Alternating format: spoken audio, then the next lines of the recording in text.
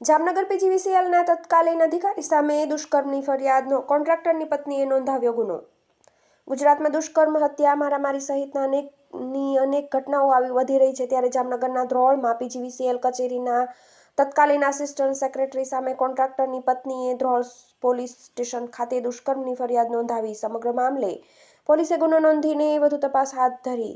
કોન્ટ્રાક્ટરની પત્ની પર 5 વાર દુષ્કર્મ આચર્યું। પોલીસ ફરિયાદ મુજબ જામનગરમાં પીજીવીસીએલના અધિકારી હિતેન્દ્રસિંહ દિલીપસિંહ રાણાએ 2021 થી 2024 દરમિયાન કોન્ટ્રાક્ટરની પત્ની પર બળજબરીપૂર્વક 5 થી 6 વખત દુષ્કર્મ આચર્યું।